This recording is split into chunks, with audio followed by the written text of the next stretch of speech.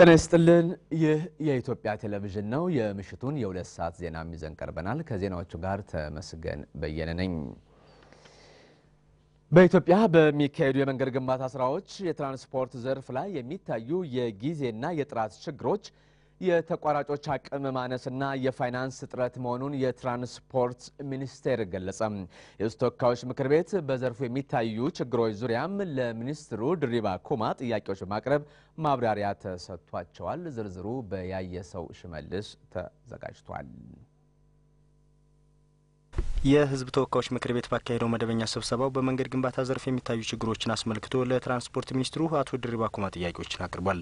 በመንገድ ግንባታው ዘርፍ ከሚስተዋሉ ችግሮች ውስጥም የዲዛይንና የጥራት ጉድለት፣ የተጀመሩ መንገዶች መጓተት፣ የተቋራጮች ያፈጻጸም ድክመትና በእቅድ የተያዙ ፕሮጀክቶች ስራ ለመጀመር የለውጥ መንገዶች አለመኖር የሚሉት ይጠቀሳሉ። ለእነዚህ ችግሮች መከሰትም የተቋራጮች ያፈጻጸም ድክመት፣ የመሬት ተፈጥሯዊ አቀማመጥና የፋይናንስ አቅም አነስተኛ መሆን እንደ ትልቅ ምክንያት የሚጠቀሱ መሆኑን ሚኒስትሩ ተናግረዋል። ችግሮቹ የሚፈቱበትን መንገድ በመጠቆም የአካውንታቢሊቲ ስርዓት ከ2004 ጀምረን ስራ ላይ አውለናል።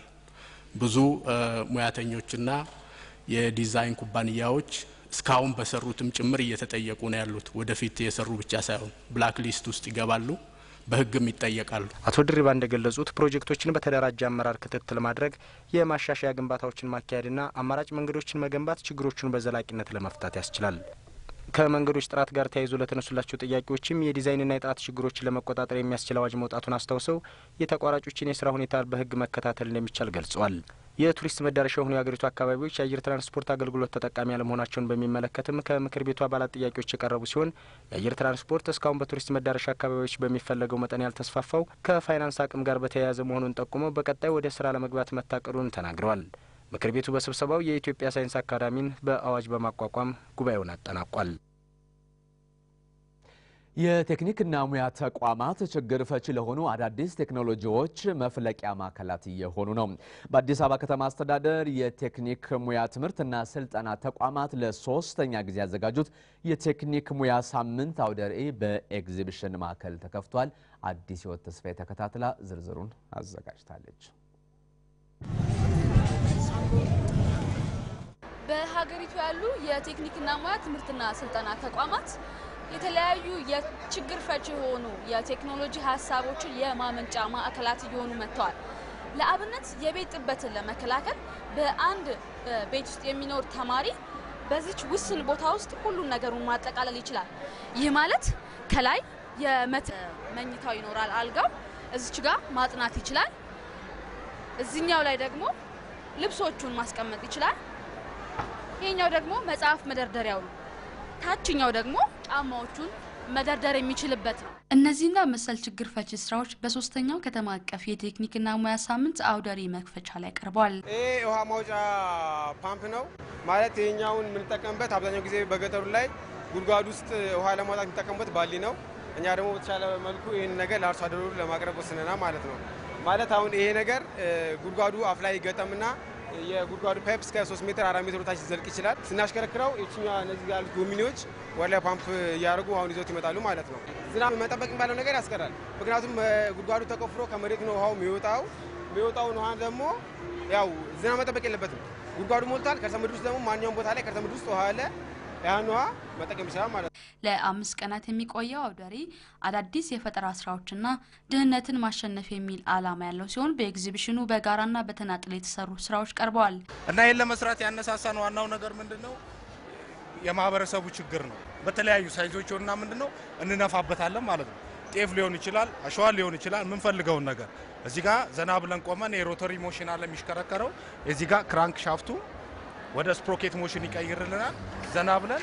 ስለዚህ ምንድነው ገበሬው ይሄን ነገር ዘው አካባቢ ባሉ ወርክሾፖች በመሰራት እኛ የቴክኖሎጂ ሽግግር ብናረግላቸው በመስራት ችግር ፈቺ መሳሪያ ሊሆን ይችላል ብለን ይሄን አስበን ነው ይሄን ቴክኖሎጂ ልንፈጥር የቻልነው። የአዲስ አበባ ቴክኒክና ሙያ ትምህርትና ስልጠና ተቋም ዋና ዳይሬክተር አቶ ጥላውን ወርቆ አውደ ርዕዩ በዘርፉ እየተከናወኑ ያሉትን ስራዎች ለህብረተሰቡ ለማስተዋወቅ አጋዥ ነው ብለዋል። ፕሮግራሙ ህዝቡን ከዳር ዳር በማንቀሳቀስ የልማቱ የላቀ ተሳታፊና ተጠቃሚ የሚያደርጉ የስልጠናና የኢንዱስትሪ ኤክስቴንሽን አገልግሎት በጥራትና በብቃት በማምጣት በመስጠት ዜጎች ራሳቸውን ችለው በኢኮኖሚ ውስጥ እሴትን እንዲጨምሩ ለማድረግ የተጀመረው ጥረት መሳካት ጉልህ ድርሻ ይኖረዋል። ቴክኒክና ሙያዎች ተወዳዳሪ የሆኑ ቴክኖሎጂዎችን በማቅረብ የኢንተርፕራይዞችን ችግር በመለየት የቴክኒክ ክህሎት፣ የንግድ ስራ ፈጠራ፣ የቴክኖሎጂ ድጋፍና የጥራት ምርታማነት አሰራር ወይም ካይዘን አገልግሎት መስጠት መቻላቸውን ገልጸዋል። የኢኮኖሚው እድገት የሚፈልገውን ሙያተኛ በዝቅተኛና በመካከለኛ ደረጃ በማቅረብ ጭምር በአዲስ አበባ ከተማ አስተዳደር በቴክኒክና ሙያ ትምህርትና ስልጠና ተቋማት በተሰጠ አጫጭር የሙያ ስልጠና ከባለፈው ዓመት ጀምሮ 10,000 ለሚጠጉ ዜጎች የስራ ዕድል መፈጠሩም ተገልጿል።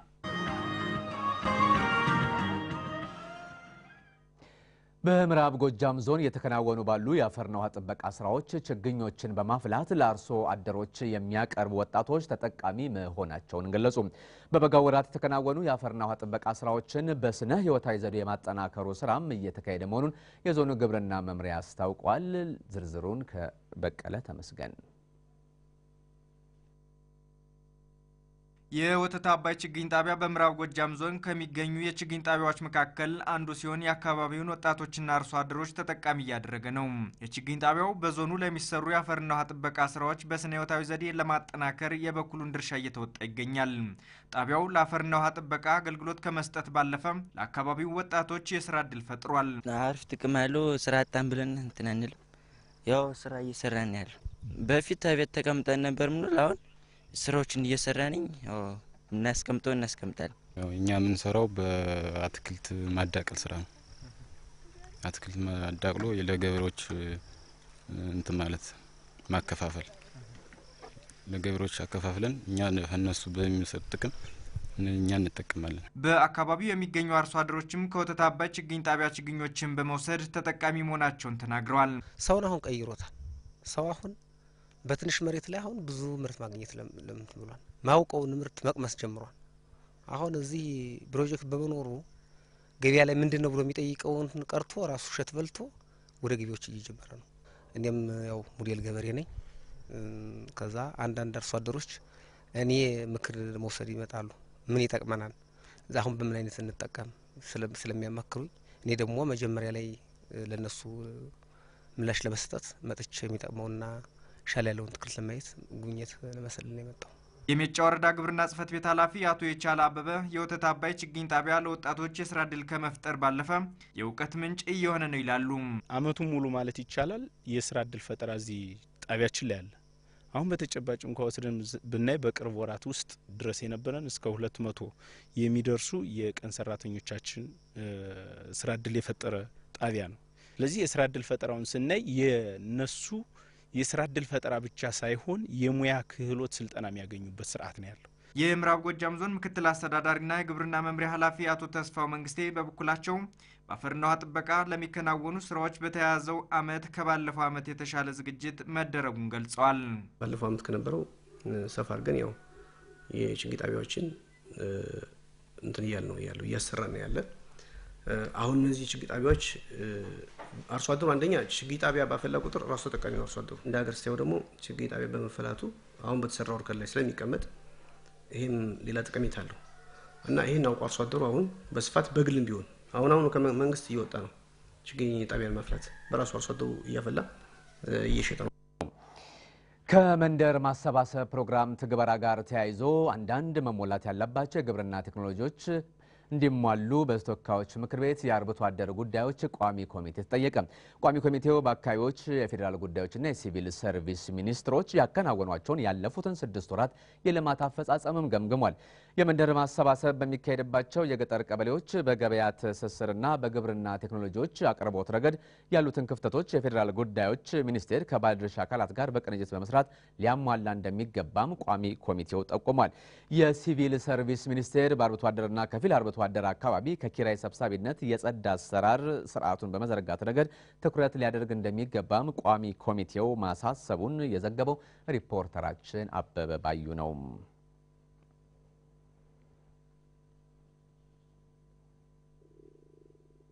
የአዲስ አበባ ከተማ አስተዳደር የዘረጋው ዘመናዊ የመሬት አስተዳደር ስርዓት ውጤት እያመጣ ነው። በአዲስ አበባ ምክር ቤት መደበኛ ጉባኤ ላይ እንደተገለጸው በዘመናዊ የክላስተር ካርታ ዝግጅት በመታገዝ ከ43000 በላይ ይዞታዎች ካርታ እንዲያገኙ መደረጉ በሪፖርቱ ላይ ቀርቧል። የኮንስትራክሽንና ቤቶች ልማት ቢሮ በበኩሉ ባለፈው ግማሽ የበጀት ዓመት በ2.6 ቢሊዮን ብር እየተሰራ ያለ የከተማ ቤቶችን ለተጠቃሚዎች ማስረከቡንም ገልጿል። የ85000 ቤቶች ግንባታዎችን በመፋጠን ላይ መሆኑን አስታውቋል። የአዲስ አበባ ጥቃቅንና አነስተኛ ኢንተርፕራይዝ ቢሮም በግማሽ ዓመቱ 55000 አንቀሳቃሾችን በ5000 ማህበራት አደራጅቶ ወደ ስራ ማስገባቱን በሪፖርቱ አቅርቧል። የመንገድና ትራንስፖርት ቢሮን አፈጻጸም ጨምሮ የሁሉም ቢሮዎች ያቀረቡት ሪፖርት ላይ በምክር ቤት አባላት ማሻሻያ እንዲደረግባቸውና እንደዚሁም ደግሞ ትኩረት ሰጥቶ እንዲሰራባቸው የቀረቡ ሀሳቦችን በማካተት እንዲጸድቁ ተደርጓል። ሪፖርተራችን ሰኢድ አለሙ እንደዘገበው ቢሮዎቹ ድክመት ያለባቸውን አፈጻጸሞች የከተማውን ሕዝብ ፍላጎት ማዕከል በማድረግ መስራት እንደሚገባቸውም የምክር ቤቱ አባላት አሳስበዋቸዋል።